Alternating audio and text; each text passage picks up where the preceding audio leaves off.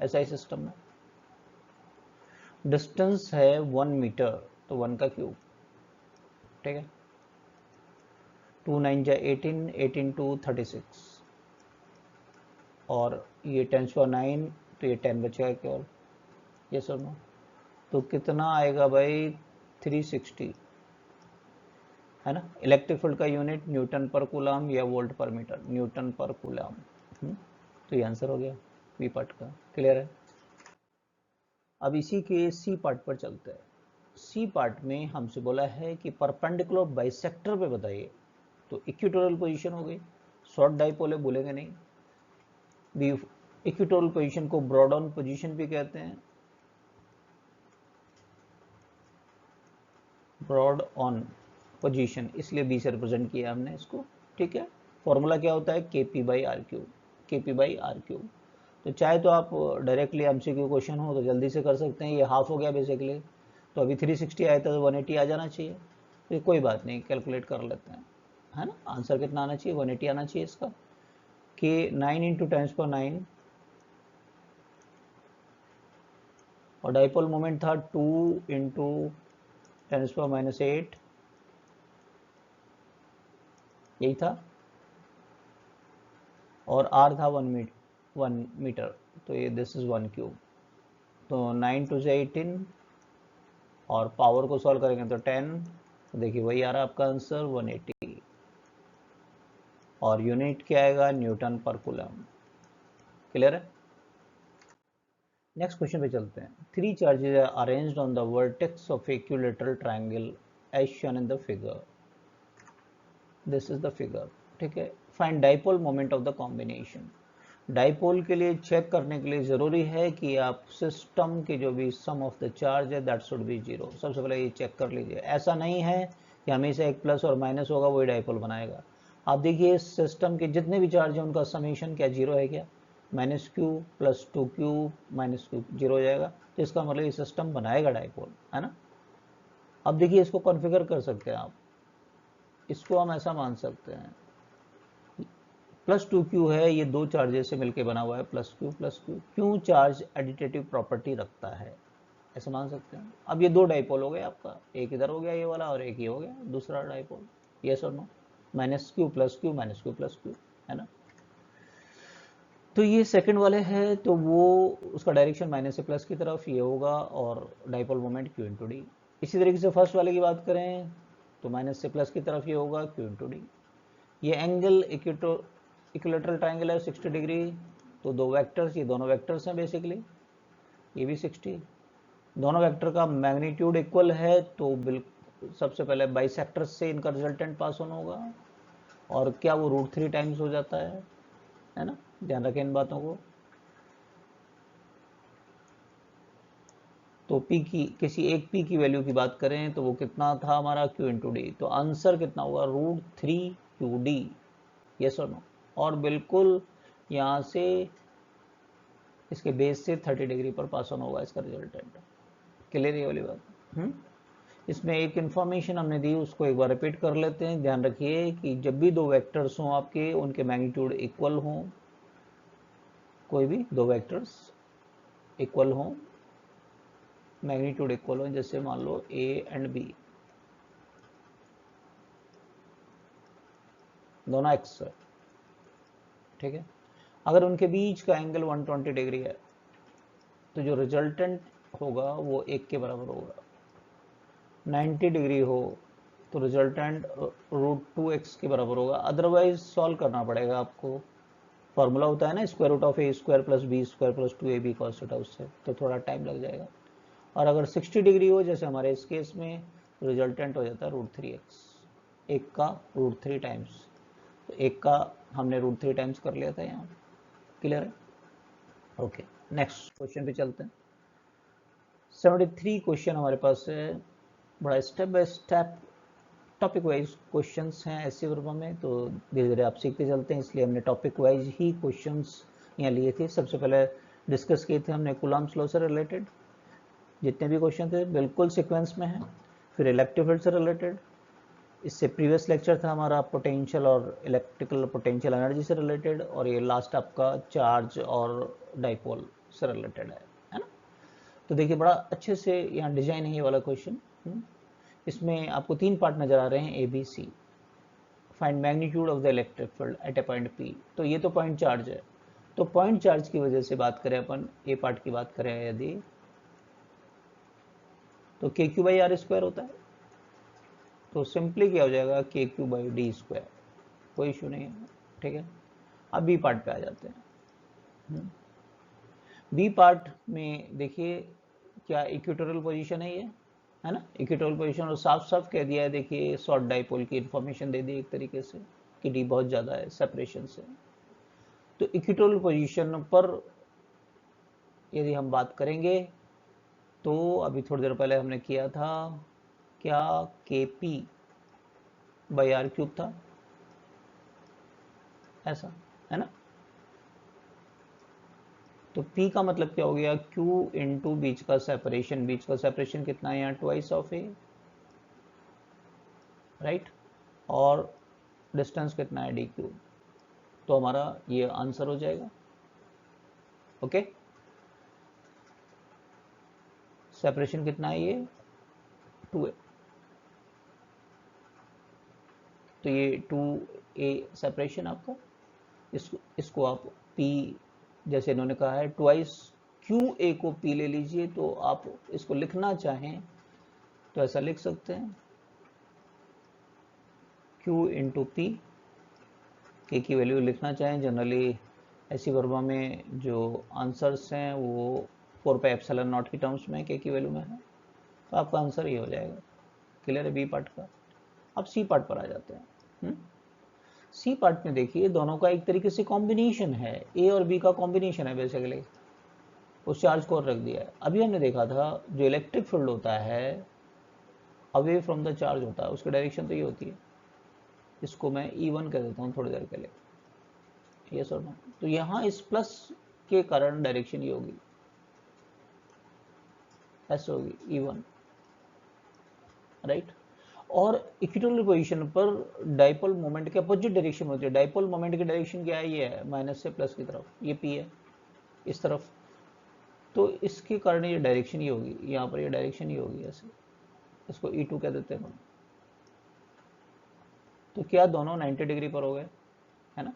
ये और ये जो आपका आ रहा है, इसको भी आप चाहें तो 4 पाई एप्सिलॉन नॉट में लिख सकते हैं ए वाले पार्ट को,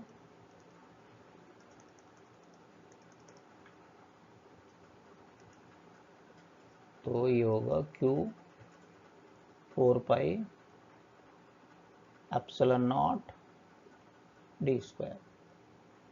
क्लियर है ना, फाइन। अब देखिए हमें क्या करना है, ये दोनों 90 डिग्री पर हैं, तो रिजल्टेंट जो इलेक्ट्रिक फील्ड होगा square root of A square plus B square जैसा होगा, तो इलेक्ट्रिक फील्ड होगा square root of E1 plus E2 कहते हैं अपन, E1 square plus E2 square, ये सुनना। तो ये एक बेसिकली E1 की वैल्यू है, ये E2 की वैल्यू हमारे पास में है ना। तो इनमें जो चीज कॉमन आ सकती है उसको अपन कॉमन ले सकते हैं, तो कॉमन के नाम पर केवल 1/4 पाई एप्सिलॉन नॉट दिख रहा है मेरे को, एक डी स्क्वायर को भी आप कॉमन ले सकते हैं दोनों में से, यस। E1 में क्या बच रहा है, Q बच रहा है, ठीक है।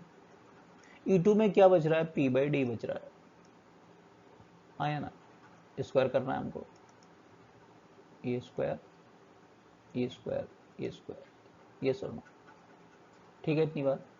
अब जब हम इसको सॉल्व करेंगे तो ये क्यू स्क्वायर डी स्क्वायर हो जाएगा P, और ये डी स्क्वायर का इसका रूट इसको डी क्यूब बना देगा। तो फाइनली जो आपका आंसर आएगा 1/4 pi epsilon naught D cube square root of Q square D square plus P square, this will be your answer. समझ में आया कैसे टेकल किया है क्वेश्चन को step by step. Next question पे चलते हैं। Two particles carrying the charge minus q plus q having equal masses m each are fixed at the ends of a light rod, एक रॉड पर fix कर दिया है, length a है, to form a dipole rod is clamped at an end, एक end पर, end is placed in uniform electric field with the axis of the dipole along the electric field. Okay, the rod is slightly tilted and then released. Neglect gravity, find the time period of the small oscillation. Okay, हमारा ये dipole है, ठीक है, एक rod के पे इनको fix कर दिया चार्जेस को, एक यूनिफॉर्म इलेक्ट्रिक फील्ड में रख दिया हमने। शुरू में तो देखिए एक ही डायरेक्शन में है, जैसे क्वेश्चन कह रहा है यहाँ पर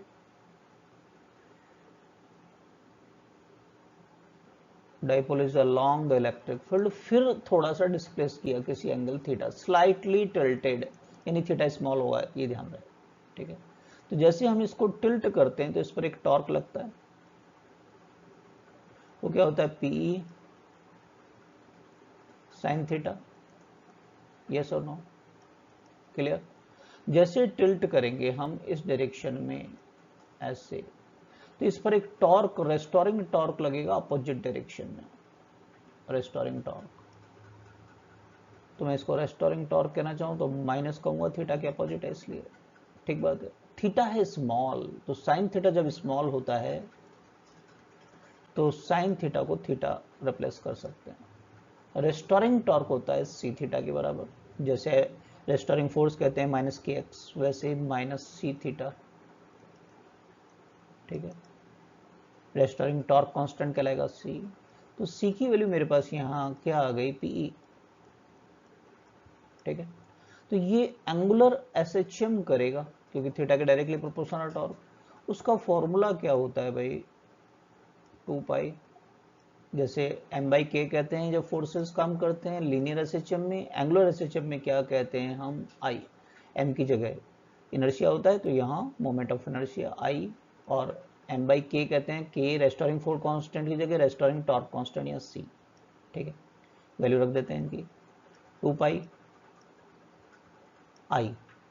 अब यहां पर बोला है रॉड को हमने क्लैंप किया है एक एंड पर, देखो सारी वर्डिंग बहुत ज्यादा इंपॉर्टेंट, और fixed at end of a light rod, दोबारा से पढ़िए, 2 particle carrying the charges having the equal masses are fixed at ends of the light, यहां तक तो ठीक है। Rod is clamped, this is the important, ये वर्ड ढूंढ रहे थे हम क्वेश्चन में, क्वेश्चन को बार बार पढ़ना चाहिए। एक एंड पर फिक्स कर दिया तो इसका एक पार्टिकल का तो मोमेंट हमेशा जीरो हो जाएगा, और दूसरा हमारा रॉड की लेंथ कितनी है भाई यहाँ पर ए, तो दूसरे का, तो ये मोमेंट विषय को प्रॉपर्ली हम लिखें कि एक पार्टिकल का तो जीरो, जहाँ क्लैंप कर रखा है मोमेंट उसी के अबाउट घूमेगी वो, है ना, एक्स रोटेशन वहीं से पास होगा, एम, और दूसरे का ए स्क्वायर, ये मोमेंट विषय हो गया। सी की वैल्यू क्या थी, पीई, पी की वैल्यू बात कर लें, क्यू एक चार्ज का मैग्नीट्यूड, बीच का सेपरेशन ट्वाइस ऑफ ए, बात समझ में आ रही है, क्लियर है। सेपरेशन कितना है, 2a नहीं है, a है ना, लेंथ का रॉड a ही है इसलिए इसको a ही लेना पड़ेगा, ठीक बात है। तो QA हो गया ये,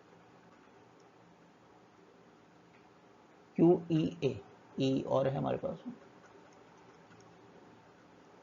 सहमत है। तो जब इसको हम सॉल्व करेंगे 2 pi square root of a से a कैंसिल हो जाएगा, तो न्यूमरेटर में आएगा आपका MA divided by QE, this will be your answer. समझ में आ गई बात।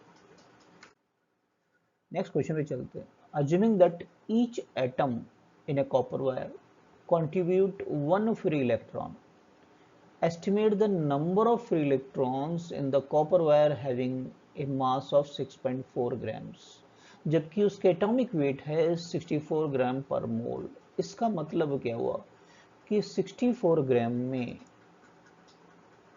ठीक है, कितने कॉपर एटम होंगे, नंबर ऑफ कॉपर एटम्स,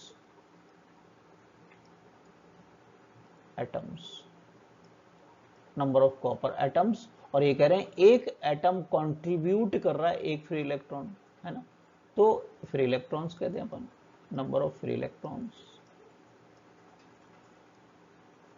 वो होते हैं एवोगैड्रो नंबर के बराबर। उसको मैं Na से रिप्रेजेंट कर दूं, बाद में वैल्यू रख दूंगा, ये सर नो। तो 1 ग्राम में कितने होंगे, नंबर ऑफ Na रख दें वैल्यू 6.023 इंटू 10⁻23 Na की वैल्यू डिवाइडेड बाई 64 1 ग्राम में। क्लियर है? हमको कहा है कॉपर वायर है 6.4 ग्राम का, तो 6.4 ग्राम वायर में कितने फ्री इलेक्ट्रॉन्स मिल जाएंगे हमको, जबकि एक एटम एक इलेक्ट्रॉन का कंट्रीब्यूशन कर रहा है। अब 6.023 को 6 ले सकते हैं, 23 divided by 64 multiply by 6.4। Clear है कैसे कर रहे हैं क्वेश्चन को? ये कट किया मैंने तो ये 10 हो गया। तो number of free electrons in this copper wire having the mass 6.4 gram is 6 into 10⁻22।